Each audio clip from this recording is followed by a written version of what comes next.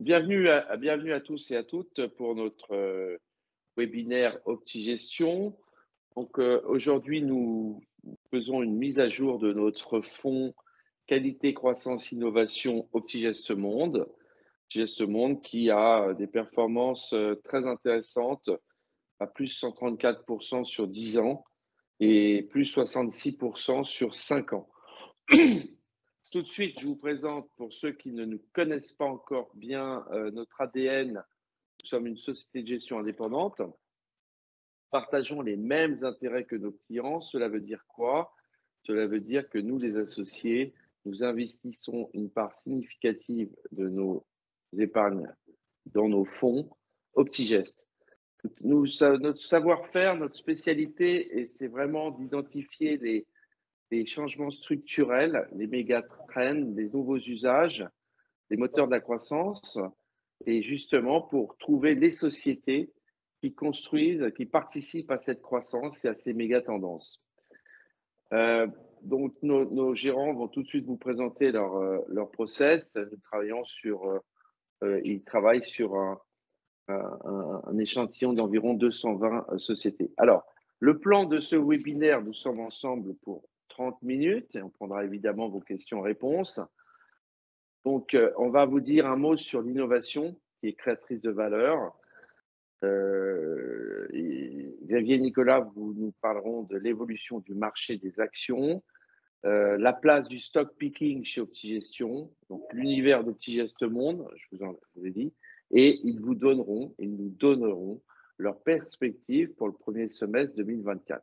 Donc, je vous présente les gérants que vous connaissez pour la plupart d'entre vous. Donc, Xavier Gérard, qui est gérant OptiGest Monde et Patrimoine. Nicolas Demont, gérant OptiGest Monde et Patrimoine. Xavier est président d'OptiGestion et Nicolas est associé également chez OptiGestion. Voilà. Je laisse tout de suite la parole à Nicolas Demont. Merci de votre présence et à tout de suite. Bien, bonjour à tous.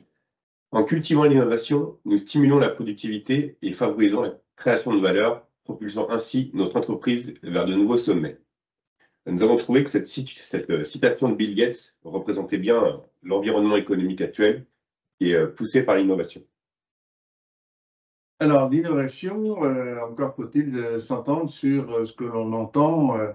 Alors, nous avons donc depuis 10 ans maintenant identifié ces 5 grands pôles. Intelligence artificielle, c'est le plus gros, le plus important, donc ça valide bien ce qui se passe actuellement, mais on l'avait repéré il y a une dizaine d'années.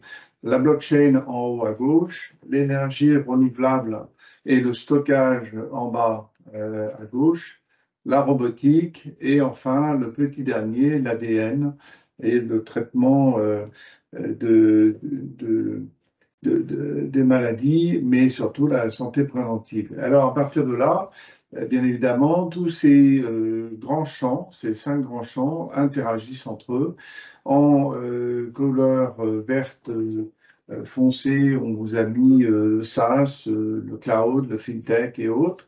Et puis en bleu, alors vous voyez, en bleu ciel, c'est la partie innovation de 2023, avec notamment le GPU, le ChatGPT. Et donc, je vous les laisse un tout petit peu pour que vous puissiez les regarder. L'objectif n'est pas de les dérouler, c'est de montrer la vitesse à laquelle les choses vont. Donc, plein de dossiers d'innovation à suivre, intéressants. Alors, c'est intéressant parce que vous voyez, j'ai moi-même 25 ans maintenant d'expertise, mais en 25 ans, j'ai vécu 7 crises majeures. Hein, la bulle Internet, on peut y aller. La crise des subprimes, ça en était une autre. La dette grecque, ça en était une très grosse.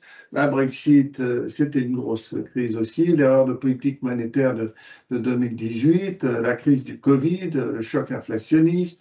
Donc, tout ça fait que on a l'impression qu'on est entouré de crises, et pourtant, le marché, il a fait à peu près 5,6% annualisé. Alors, pourquoi est-ce qu'il est positif, ce marché?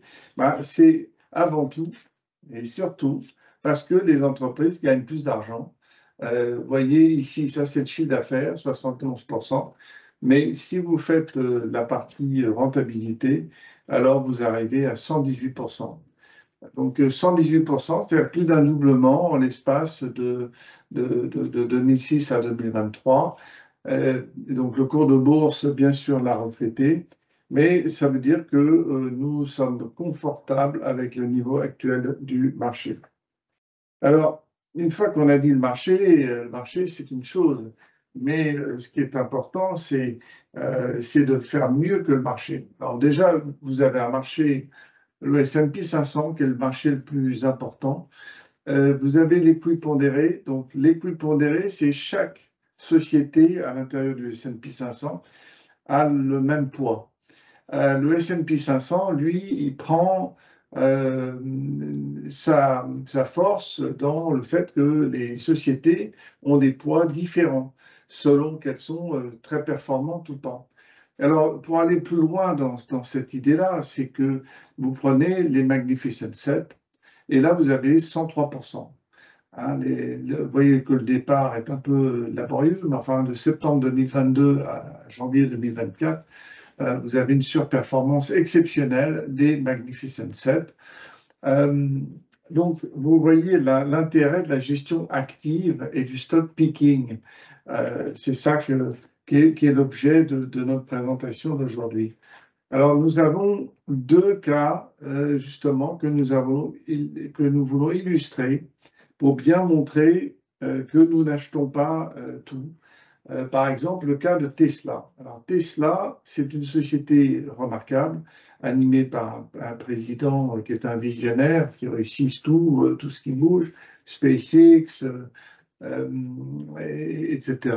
Mais quand on revient à Tesla, il faut avoir conscience que dans Tesla, vous avez d'une part le bénéfice par action qui s'effondre, et non pas donc le chiffre d'affaires d'une part, et ensuite le bénéfice par action qui s'effondre. Vous voyez que le bénéfice par action, ça tient à fait que la stratégie arrêtée par Elon Musk pour Tesla, c'est d'aller chercher les Chinois, et les Chinois pour aller les chercher, le produit Tesla étant correct et un bon produit, mais pas suffisant pour battre un produit chinois. Donc, vous êtes obligé de vous battre sur le tarif des prix.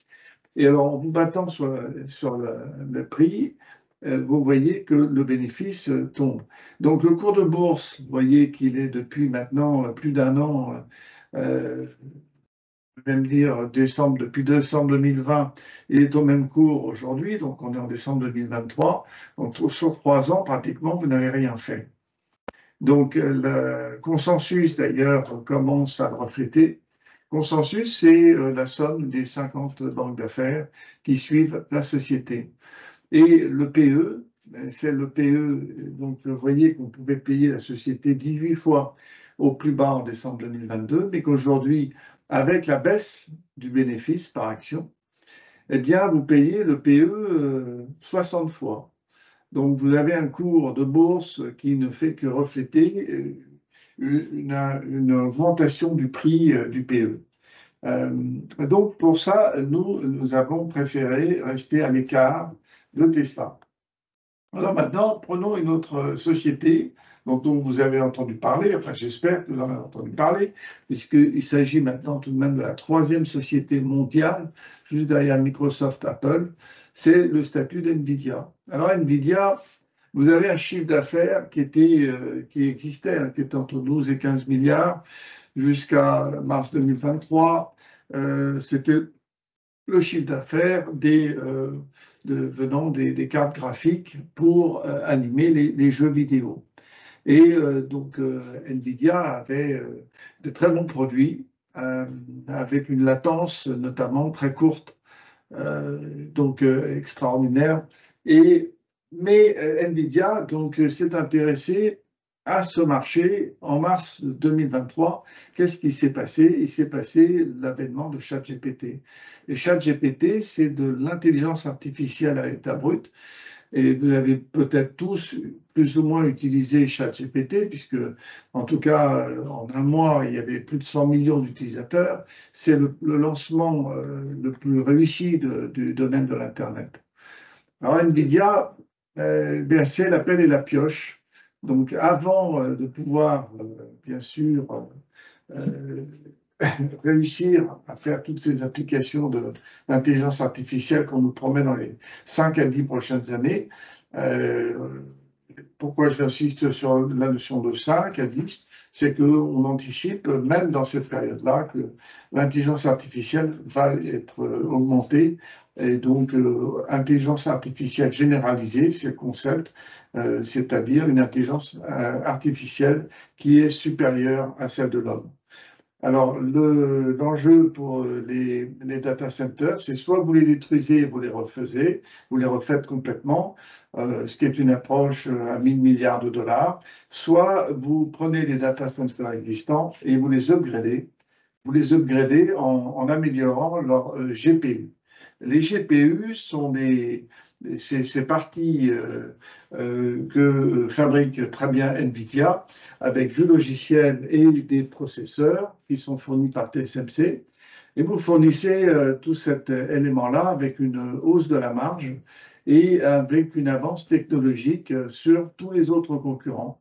C'est ce qui explique le phénomène assez spectaculaire d'NVIDIA, à savoir une augmentation des ventes, une augmentation encore plus rapide des bénéfices par action, puisque personne ne pouvant rattraper NVIDIA de ce point de vue-là, la rentabilité va plus vite que le chiffre d'affaires.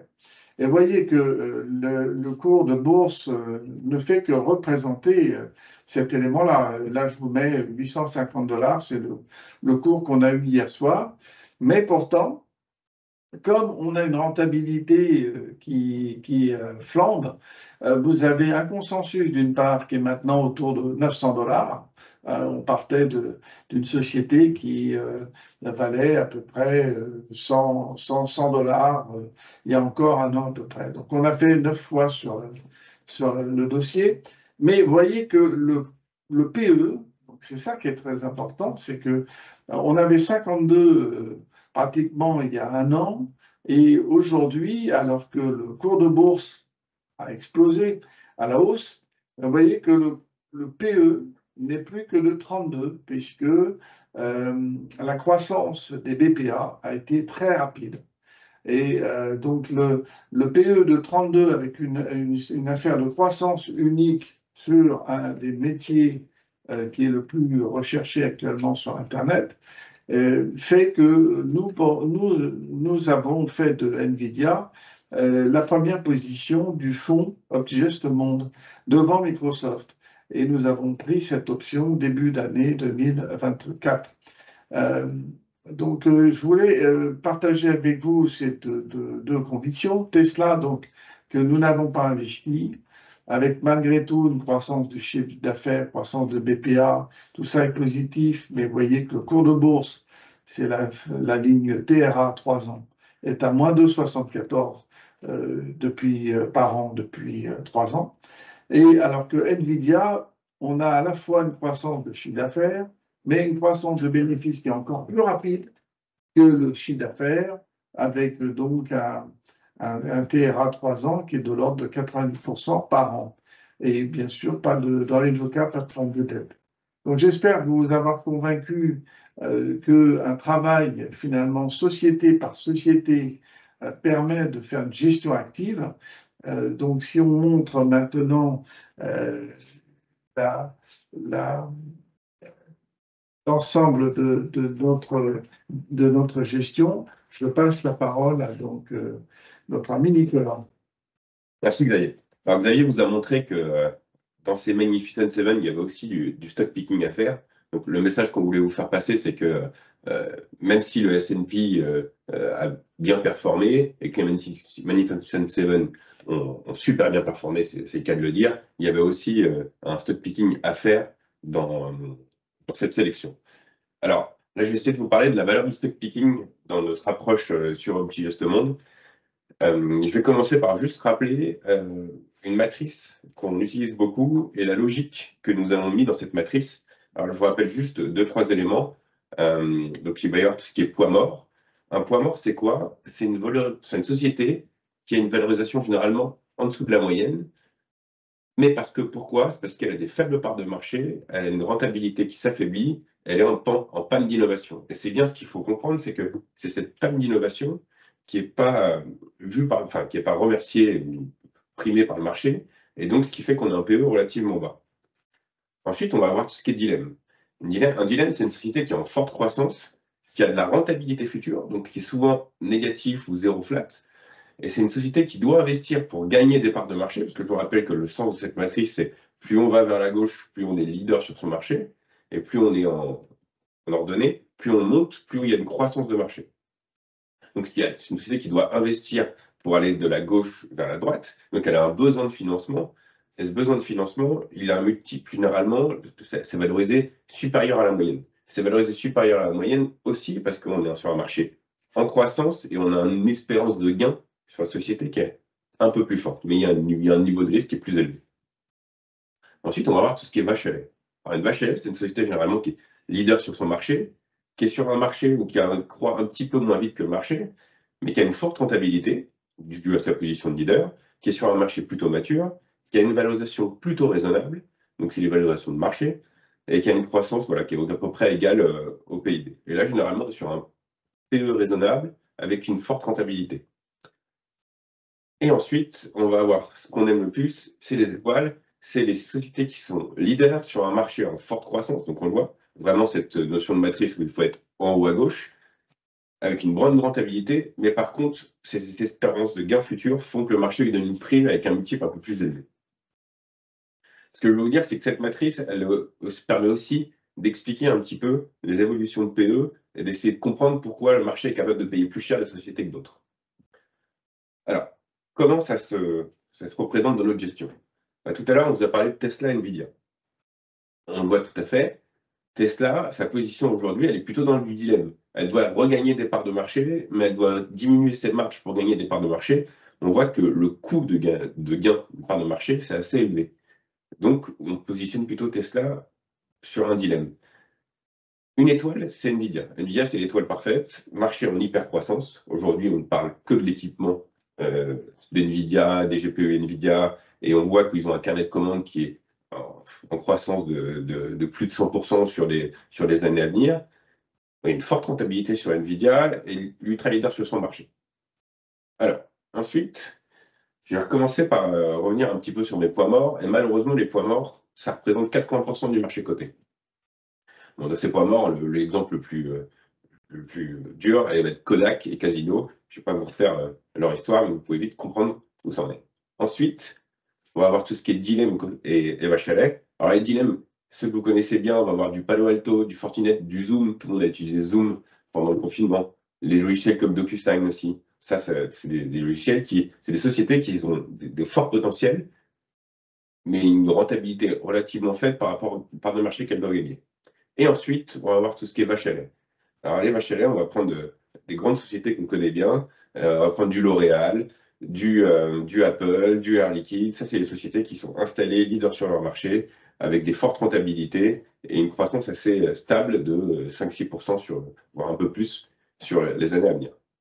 Et on va arriver sur ces fameuses étoiles qui nous portent à cœur. Et là, on va avoir Nvidia, bien sûr. On a du Salesforce, du Microsoft, du Hermès, qui est un petit peu plus supérieur, on trouve, qu'un LVMH, du Google, du Meta, du Visa. Ça, c'est vraiment nos étoiles et ce qu'on aime. Alors, quel est notre univers de gestion? Notre univers de gestion d'investissement, ça va être vraiment cette zone qu'on nous a mis en pointillé bleu. Et c'est vraiment ce qu'on cherche et ce que cherche notre équipe à investir. Et nous, on pense que la plus grande création de valeur, elle est dans ce panier-là. Alors ça, sur OptiGestionMonde, ça se traduit comment? Ça se traduit par un top 10 sociétés investies qui est devant vous. On va avoir en première ligne du Nvidia, qui est à plus de 6% du fonds. Ensuite, on va avoir du Meta, du Microsoft, du Amazon, du Salesforce, ASML, Alphabet, Arista, Synopsys, Safran. Il y a deux choses qui sont assez marquantes sur ce top 10. Si on regarde sur les performances sur un an, on voit qu'une société comme Nvidia, sa valeur market, c'est plus de 200% de croissance. Un Meta, c'est plus de 100%, 150% de croissance. Et on voit, même une société comme Safran, et plus de 40% de croissance, parce que sa position sur son marché fait que le marché donne une prime et achète ça. Donc ça, on pourra détailler vraiment tout ce que vous voulez après sur différentes valeurs. Alors ça, on aime bien faire ça avec Xavier. Si on agrège toutes les sociétés du fonds OptiGestMonde et qu'on en fait une société, eh ben, OptiGestMonde, ce serait une société qui fera 12,5% de croissance en 2024. Et ce qui est assez intéressant, c'est qu'on remarque une forte croissance de l'EBITDA, parce qu'on a doublement de la croissance de l'EBITDA par rapport au chiffre d'affaires, qui est de plus 30%. Une valorisation plutôt raisonnable, avec des 30% de croissance de l'EBITDA, qui sont à 16 fois. Un ROCE, donc retour sur le capital employé, qui est de 21,6, qui est un relativement bon ROCE, et une dette sur l'EBITDA qui est vraiment raisonnable et maîtrisée, qui est à 0,79. Alors, ça nous amène sur des performances du fonds OptiGestMonde, qu'on a le bonheur de gérer avec Xavier tous les jours. Ça, c'est un fonds qui a fait en 2023 27,7%, qui fait depuis le début de l'année autour de 13%, et qui a une moyenne annualisée sur les 5 ans, sur les 5 dernières années, qui est autour de 10% par an. C'est vraiment notre fonds de conviction. Là, on pousse vraiment, avec Xavier, nos plus fortes convictions sur les valeurs qui, selon nous, ont créé plus de valeur dans les années à venir. Alors, un petit mot peut-être sur nos perspectives du premier semestre 2024. Très clairement, il faut surpondérer le dollar. Alors, je sais que certains dans le marché voudraient que le dollar soit faible, mais nous pensons que l'économie américaine, qui évolue à 3,3% actuellement, du fait notamment de la loi IRA, qui est pourvue de 750 milliards de dollars pour rapatrier le maximum de production, que ce soit pharmaceutique, semi-conducteurs, justement, on en a parlé tout à l'heure avec Nvidia et autres. Donc ça, c'est un premier support. Deuxième support, les ventes de pétrole et de gaz de schiste qui se portent très bien. Et troisième phénomène également, les ventes d'armes qui, dans le conflit russo-ukrainien, sont américaines majoritairement. Donc, la partie devise, c'est les États-Unis. La partie obligataire, on est sur les obligations très courtes, notamment dans Pigès Patrimoine. On a coupé toutes les positions longues, les taux restant élevés, et contrairement au scénario qui voyait une baisse des taux de 7 fois la baisse des taux, on est maintenant à 3 fois et peut-être qu'on n'ira même pas à 3 fois la baisse des taux en 2024. Donc là encore, alors un actif qu'il faut absolument ne pas avoir, c'est la Chine. Tout ce qui touche à la Chine, la devise, l'obligataire, l'action. Donc ça, nous avons une conviction très forte là-dessus, malgré les congrès. Et on verra la tentation ou la tentative de monter à 5% la croissance chinoise. Sur les actions, on est très clairement sur les actions croissance, plus que value, et nous augmentons encore même l'option croissance en 2024. Voilà. Et puis pour la partie géographique, plutôt les États-Unis. Donc, si je devais me résumer, c'est États-Unis, États-Unis, États-Unis. À la fois sur la devise, sur les valeurs croissance, sur les valeurs américaines. Ça explique pourquoi nous avons presque 70% de notre exposition aux valeurs américaines. Ça changera peut-être par la suite, mais pour l'instant, c'est notre conviction la plus forte. Les matières premières, nous sommes neutres sur pétrole, or et métaux, globalement. Voilà donc la grille d'allocation du premier semestre 2024. Sur les expositions aux pays émergents, sachant qu'on en a eu historiquement un petit peu, on est plutôt à l'écart de la Chine et on commence à s'intéresser à l'Inde on a commencé à s'exposer sur Optigest Patrimoine, sur ce secteur-là. Absolument. En parlant d'Optigest Patrimoine, vous avez ici la gamme de nos 3 fonds. Donc chez Optigestion, je vous ai parlé d'Optigest Monde qui a fait plus 27 en 2023, plus 13 en 2024. Optigest Europe fait plus 49,48 et est à plus 8,3 depuis le début de l'année. Et Patrimoine a fait plus 8,72 l'année dernière et est à plus 6,10 cette année. C'est des fonds qui surperforment leur catégorie depuis plus d'1 an maintenant. Et on est relativement fiers. On a fini ce qu'on voulait passer comme message. Si vous avez des questions, des votre écoute, et on se fait un plaisir d'y répondre. Merci à tous. Merci. Merci Xavier et Nicolas. Donc, il reste encore 3 minutes. Si vous avez des questions, vous pouvez les poser par écrit. Regardez bien sur votre Teams ou alors en levant la main. Je peux aussi vous donner la parole.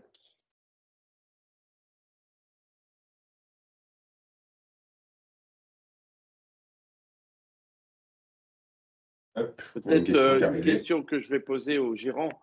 Finalement, en synthèse, messieurs, qu'est-ce qui vous fait préférer la gestion active de conviction que finalement des gestions indicielles qui sont parfois qui ont moins de frais? On reste persuadé que la valeur ajoutée est faite par l'exploitation des sociétés et que dans chaque segment de marché, il y a des sociétés qui surperforment ce segment. Et notre rôle, c'est d'aller chercher ces sociétés-là et qui sont là justement pour faire mieux que la moyenne du marché. Et on pense que vraiment, il y a encore de la place pour la gestion active. Et c'est ce qui nous montre bien ces 2 dernières années de gestion, puisque les fonds, notamment Optigest Monde, a fait mieux que son indice sur l'année dernière et sur cette année.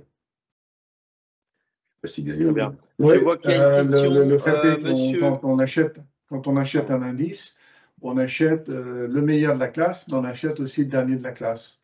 Et nous, le point de vue de la gestion active, maintenant on prend un risque, dans la gestion active, on fait du stock picking, on ne prend pas le meilleur et le plus mauvais de la classe. On essaye de repérer, donc on n'achète pas de Tesla, on prend un risque en n'achetant pas de Tesla.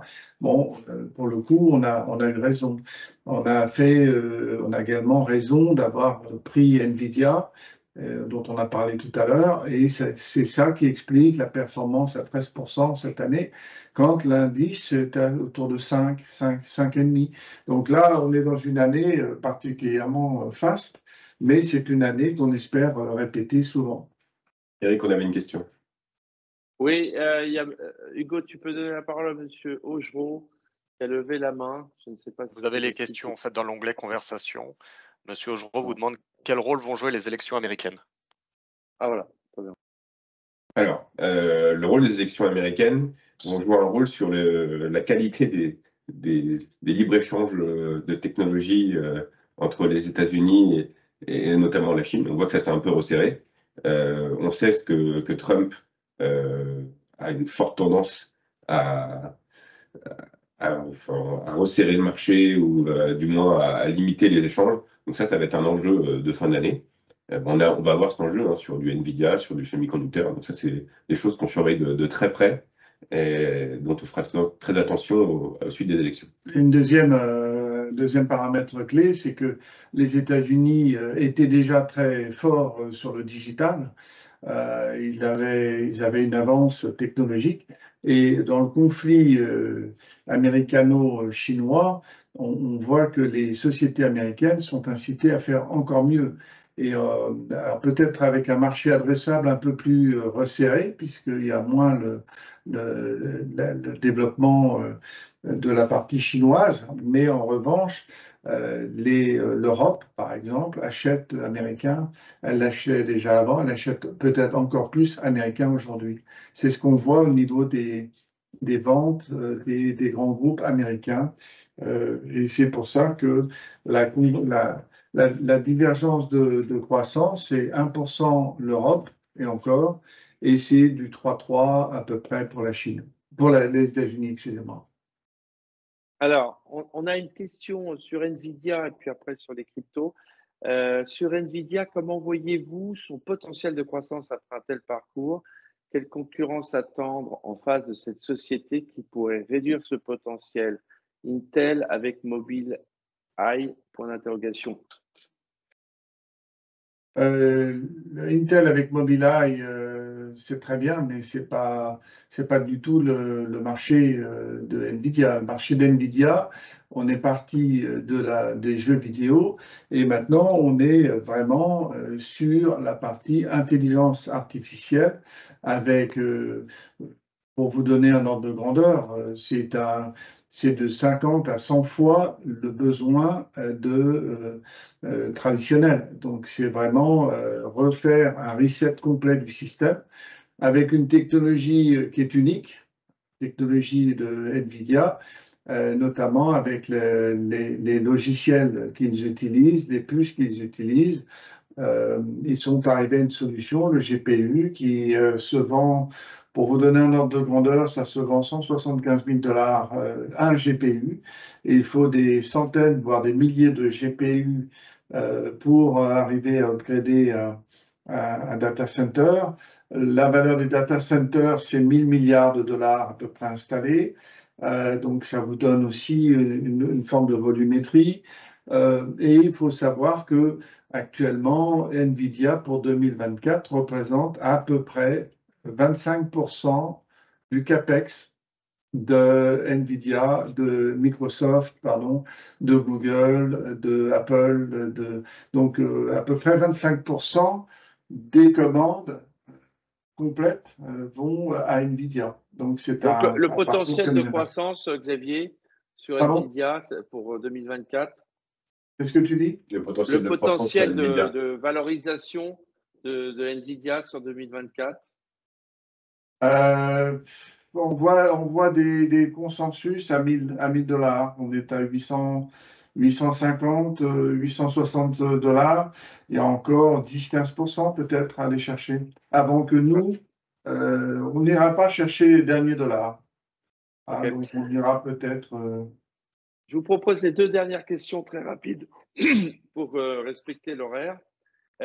Donc j'ai une question sur que pensez-vous des crypto-monnaies et des résultats du Bitcoin? Première question. Et dernière question, quid de l'émergence importante de l'Inde? Je vais laisser Xavier sur les cryptos. Alors sur les cryptos, effectivement, on a un décollage spectaculaire cette année. Ce qui est d'autant plus spectaculaire, c'est que l'écosystème des cryptos en 2023 s'était un peu effondré. On avait vu TFX, on avait vu Coinbase, on avait vu différentes plateformes qui ne tenaient pas. Mais pourtant, ce qui a excité le marché totalement, c'est le marché des ETF. Alors, on a voulu faire les ETF sur Bitcoin. Ça a donné, première semaine, en une semaine, à peu près 9 milliards de dollars d'intérêt acheteurs. Donc, ça a joué sur le Bitcoin. Ça a joué également sur l'Ethereum. Nous n'avons pas, nous, d'intérêt, enfin, un intérêt dans le Bitcoin parce que au niveau dépositaire, notamment CMCIC, il y a une réticence pour faire du Bitcoin. Donc, nous ne sommes pas exposés à cet actif, mais c'est un actif qu'on suit avec intérêt. Et quid de l'émergence sur l'Inde, oui. de l'Inde? Alors, c'est un secteur géographique qu'on suit énormément. On y fait très attention. Aujourd'hui, on en a investi dans Petit Geste Patrimoine. On part un ETF pour l'instant, mais on cherche à investir des sociétés en direct. C'est un peu plus compliqué que d'investir en direct dans certaines sociétés. Il faut aller chercher des ADR, donc on est en train d'en chercher. Mais il faut vraiment des sociétés qui nous intéressent sur certains secteurs. L'Inde, c'est un marché qui a fait plus 7,6% en 2024 et qui a surtout une croissance qui est très intéressante, qui est autour de plus 8, plus 10, je crois. Ouais, pas 7,6% de croissance. Et un point très, très important quand on parle de perspective, c'est que l'Inde a une population jeune. Alors que la population chinoise est vieillie et va se réduire fortement. La population chinoise, en l'espace d'un siècle, passerait de 1,4 milliard à 700 millions à peu près, alors que la population indienne continuerait à investir avec des jeunes et une population qui continuerait à augmenter, à croître. Donc, pour nous, c'est all-in sur l'Inde et c'est zéro pratiquement sur la Chine. Très bien. Merci, messieurs. Je vous propose que nous arrêtions là. On a un peu dépassé l'horaire. Il y a peut-être un dernier slide, Nicolas, je ne sais pas. Donc, Oui, alors, pour ceux qui ne nous connaissent pas, n'hésitez pas à nous contacter. Le mail de contact, je ne sais pas s'il n'est pas prévu, non. Voilà, donc n'hésitez pas. Est-ce qu'on a bien répondu à toutes les questions? Je vois qu'il y en a qui ont levé la main, je ne sais pas si… Oui, je crois. Je ne sais pas si on a répondu à tout. Vous avez tous… On a répondu à tout. On a répondu à tout. Vous pouvez tous nous Très envoyer bien. des questions par Écoutez, mail. N'hésitez pas à nous contacter via le mail que vous avez reçu. Et puis, on est à votre disposition pour plus de questions. Et bien sûr, à très vite pour de nouveaux webinaires ou conférences. Bonne journée à tous. Merci de votre attention. Au revoir à tous. Bonne journée.